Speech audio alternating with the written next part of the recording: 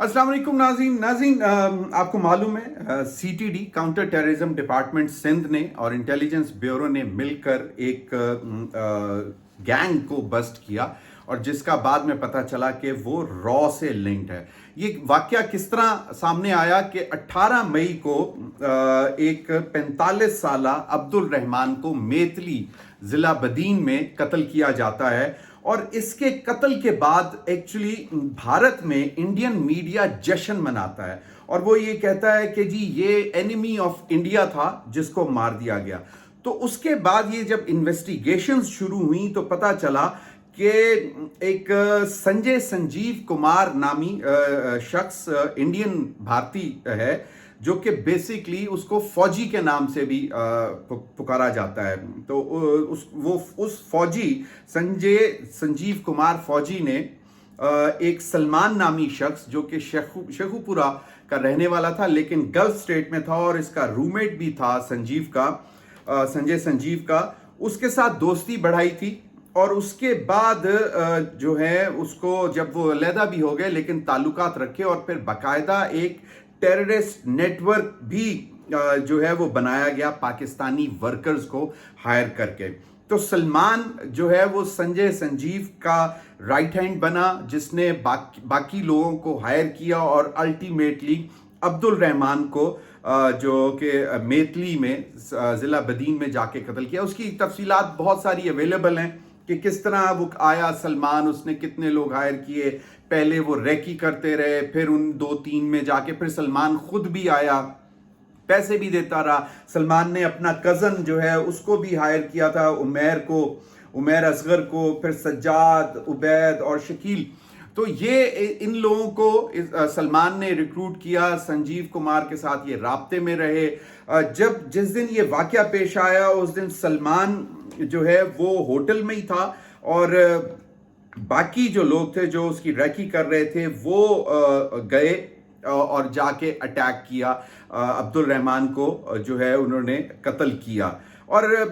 India ने इस बात को ये बताया कि जनाब ये जो है जमातुद दावा का वर्कर था और इस वजह से ये मारा गया और ये एनिमी नंबर 1 था। तो उसकी बेसिस पे जब इन्वेस्टिगेशंस हुई तो पता चला कि ये बाकायदा इंडियन रॉ का एक नेटवर्क है जिन्होंने पाकिस्तानी लोगों को हायर किया हुआ है और उसके थ्रू ये दहशतगर्दी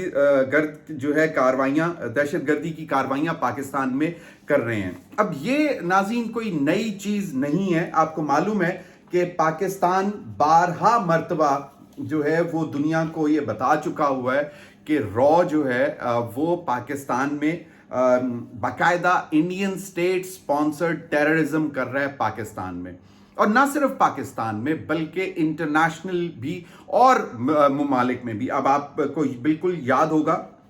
कि एक जो सिख सेपरेटिस्ट थे, एक को तो बाकायदा उन्होंने कत्ल कर दिया कनाडा में, जो कि जिनका नाम हरदीप सिंह निजर था और दूसरा जो जिस पर हमला किया लेकिन वो बच गया अमेरिका में, गुरपतवंत पन्नू जो कि बच गया था और जिस पर आपको याद होगा कि अमेरिका ने बाकायदा तौर पर एक साबिक रॉ ऑफिसर विकास यादव का बाकायदा उसका नाम लेकर कहा था कि ये जो अमेरिकन सिटीजन गुरपतवंत पन्नू के कत्ल में मुलव्वस था लेकिन वो बच गया। तो ये अमेरिका भी, और आपको याद होगा कि जो हरदीप सिंह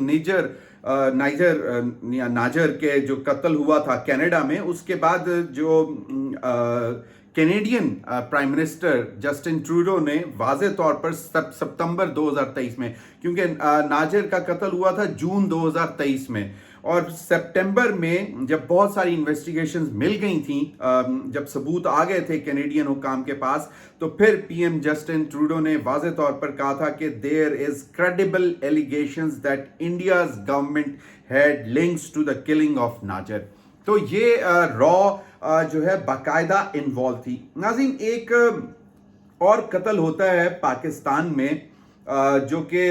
2024 में होता है, वो उसका नाम था आमिर सरफराज, उसको तांबा के नाम से जाना जाता था। وہ 48 سال کا تھا جس کو ایک گھر میں کچھ لوگوں نے گھس کر اس کو قتل کیا. تو اس کے بعد اور اس کو پاکستانی حکام نے بھی را کے ساتھ لنک کیا تھا. اس کے بعد واشنگٹن پوسٹ نے تقریباً 5-6 کیسز جو ہیں وہ ان کی انویسٹیگیشنز کی جو کہ قتل جس میں پاکستان باقاعدہ الزام لگاتا رہا کہ یہ اس کے پیچھے را انوالو ہے. اور واشنگٹن پوسٹ کی اس انویسٹیگیٹو رپورٹ کی جو فائنڈنگز تھیں انہوں نے کہا کہ جو 6 کیسز انہوں نے پاکستان میں آبزرو کیے یا اسٹڈی کیے ان کے حوالے سے مختلف حکام کو ملے, اس نے وہ کہتے ہیں کہ اس نے یہ چیز سامنے لے کے آئی کہ جو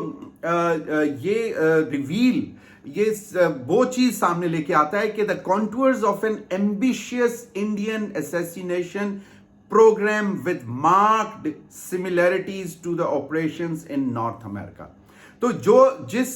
ان 6 کیسز کے قتل کرنے کے جو خد و خال تھے, جو طریقہ واردات تھا, وہ ان کو ویسا ہی لگا جس طرح کے انڈین گورنمنٹ نے انڈین اسیسینیشن جو پروگرام تھا وہ بالکل وہی سملیرٹیز تھیں جو کہ کینیڈین نیشنل سکھ نیشنل ہردیپ سنگھ ناجر کا اور دوسرا جو کہ گرپتونت پنو والا کہ ناردرن امریکہ میں جو اٹیمپٹس ہوئیں وہ بالکل سیم تھی. تو یہ واشنگٹن پوسٹ نے بھی 2024 میں ایک رپورٹ کی تھی جس نے اسٹیبلش کیا تھا کہ یہ بھی. اب عامر سرفراز ایلیس تانبا کو جو قتل کیا گیا تھا اس کے اوپر یہ ایک مبینہ طور پر الزام یہ تھا کہ تانبا نے 2011 میں جیل میں ایک بھارتی ایجنٹ کو پیٹ کر مار دیا تھا, یعنی کہ اتنا مارا کہ وہ مر گیا. یہ ایک ان کے اوپر الزام تھا 2011 میں جب وہ جیل میں تھے. اور جو عامر سرفراز ہے اس کو کوئی گینگسٹر بھی کہا جاتا تھا, لیکن اس کے بعد کوئی بھی الزام ثابت نہیں ہو سکا اور ان کو رہا کر دیا گیا. لیکن 13 سال بعد را نے ان کا پیچھا کر کے ان کو آ کے قتل کیا. تو اس سے آپ کو اندازہ ہو جاتا ہے کہ را کس طرح پاکستان کے اندر گھسا ہوا ہے اور کس طرح وہ لوگوں کو خرید رہا ہے. پھر آپ کو یاد ہوگا کہ جب 11 مارچ کو جعفر ایکسپریس کا واقعہ ہوا تھا پاکستان میں,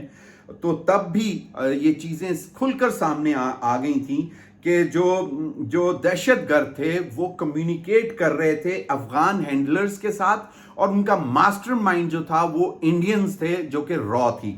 تو یہ بھی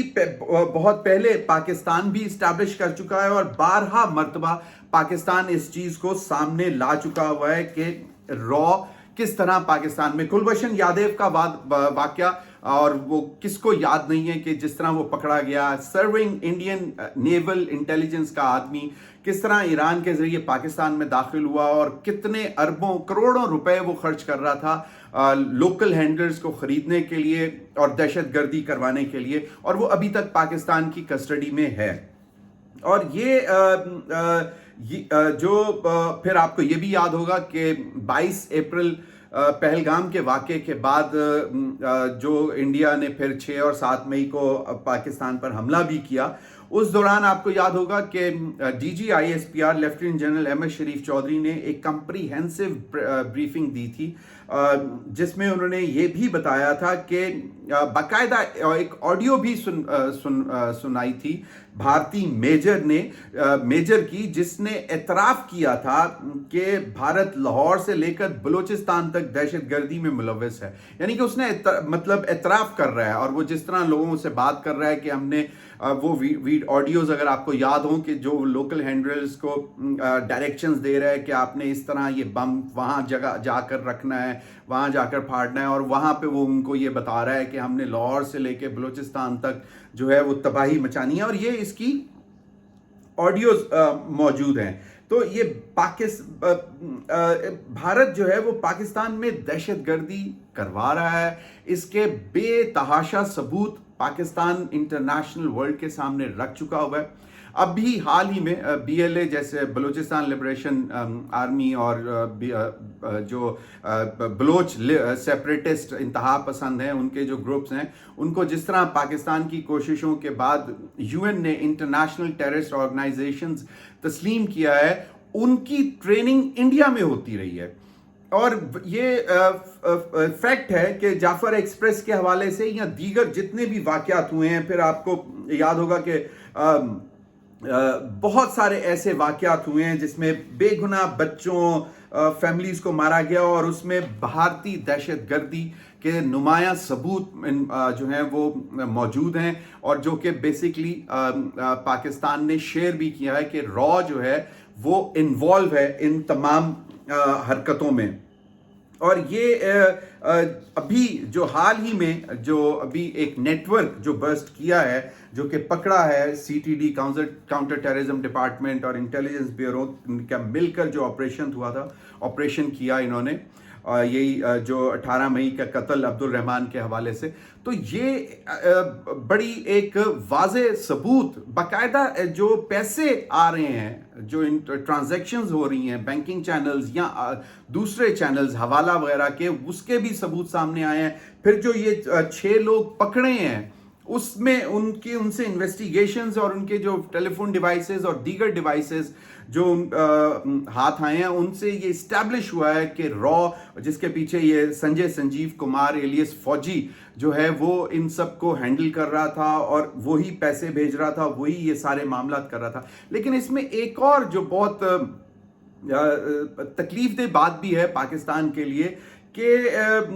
یہ جو پچھلے، پھر آپ کو یاد ہوگا کہ جس طرح حافظ سعید کے اوپر مبینہ طور پر ایک قتل کا اسیسینیشن اٹیمپٹ ہوئی تھی، اور پھر مولانا شاہد جیش محمد، وہ ان کے اوپر بھی جو ان کو شہید کیا گیا تھا، اور الیجڈ کہ جی وہ جیش محمد کے ہیں۔ افسوس کی بات یہ ہے کہ یہ جب ان تمام کیسز میں جب لوگ کچھ پکڑے گئے اور انویسٹیگیشنز ہوئیں، تو پتہ یہ لگا کہ یہ سب جو ہیں پاکستانیز جن کو کلٹیویٹ کیا جا رہا تھا، وہ گلف میں بیٹھے ہوئے تھے۔ اور آپ کو یاد ہوگا کہ انڈینز نے، را نے دبئی میں بیٹھے ہوئے کوئی بڑے بزنس ٹائکونز، بزنس مین کو بھی اپنے ان مقاصد کے لیے ہائر کیا تھا، جو کہ بیسیکلی پاکستان سے غدار خرید کر ان کو پیسے بھی دے رہے تھے۔ لیکن افسوس کی بات یہ ہے کہ گلف سٹیٹ سے یہ آپریشنز ہو رہے ہیں، اور جس پہ پاکستان 12 مرتبہ اپنا پروٹیسٹ رجسٹر بھی کر چکا ہوا ہے۔ آپ کو معلوم ہے کہ افغان حکومت کے ساتھ، افغان طالبان کی حکومت کے ساتھ تو ابھی تک ہم یہ کہہ رہے ہیں کہ جناب را سپانسرڈ ٹیررسٹ جو ہیں وہ آپ کی سائٹ پر بیٹھے ہوئے ہیں، ان کی سیف ہیونز ہیں، اور وہ وہاں سے بارڈر کراس کر کے آتے ہیں پاکستان میں، دہشت گردی کرتے ہیں اور واپس چلے جاتے ہیں۔ بلوچستان میں اس وقت جتنے انتہا پسند گروپس ہیں، وہ بھی ان کی ٹریننگ بھی وہاں پہ ہو رہی ہے یا باقاعدہ بھارت میں ہو رہی ہے، اور جس پہ پاکستان کے پاس بالکل ٹھوس ثبوت ہیں، جو کہ آپ جانتے ہیں کہ انٹرنیشنل میڈیا کے بھی سامنے رکھے گئے۔ اور ابھی جس طرح میں نے آپ کو بتایا کہ واشنگٹن پوسٹ اور دیگر انٹرنیشنل نیوز ایجنسیز نے ایک دفعہ نہیں 12 مرتبہ جو بھی واقعات ہوتے ہیں ان کے متعلق رپورٹس کی ہیں، اور اس میں جو پاکستان کا موقف ہے اس کی انہوں نے تائید بھی کی ہے کہ باقاعدہ ایسے ثبوت ملتے ہیں کہ جس سے واضح طور پر یہ پتہ لگتا ہے کہ را انوالو ہے ان بہت سارے کیسز میں۔ اب یہ جو ایک نیا لیٹسٹ گینگ بسٹ ہوا ہے عبد الرحمان کے قتل کے حوالے سے، انویسٹیگیشنز میں جب پکڑے گئے ہیں یہ 6 لوگ، اور ان کا وہ جو سلمان ہے، وہ جس دن یہ واقعہ ہوا اس دن وہ واپس کراچی آیا حیدرآباد سے، اور وہ وہاں سے واپس چلا گیا دبئی، اور دبئی سے پھر وہ اب کہا یہ جا رہا ہے کہ وہ شاید نیپال چلا گیا ہے، لیکن اس کو ٹریس کیا جا رہا ہے۔ تو یہ ایک ایسے فیکٹس ہیں جو کہ آنے والے دنوں میں مزید جب انویسٹیگیشنز ہوں گی تو ان کو اسٹیبلش کر سکے گا کہ واقعی را جو ہے وہ انوالو ہے، اور پاکستان ایک دفعہ نہیں 12 مرتبہ یہ کہہ چکا ہوا ہے کہ Indian state sponsored terrorism Pakistan میں کروا رہا ہے، اور را کے ذریعے کروا رہا ہے۔ اور یہ چیز جو ہے آپ دیکھ رہے ہیں کہ ڈوزیئرز بھی دیے گئے، یو این کے سامنے بھی یہ معاملات رکھے گئے، اور یہ حال ہی میں جو کہ پاکستان اور بھارت کی جنگ ہوئی 6 اور 7 مئی کی رات کو جو شروع ہوئی اور 10 مئی کو ختم ہوئی، اس کے بعد بھی انڈیا جو ہے وہ اپنا بدلہ اور شرمندگی کو مٹانے کے لیے، بدلہ لینے کے لیے را کے ذریعے اب اس قسم کی حرکتیں کرنے کی کوشش کر رہا ہے. بہت بہت شکریہ.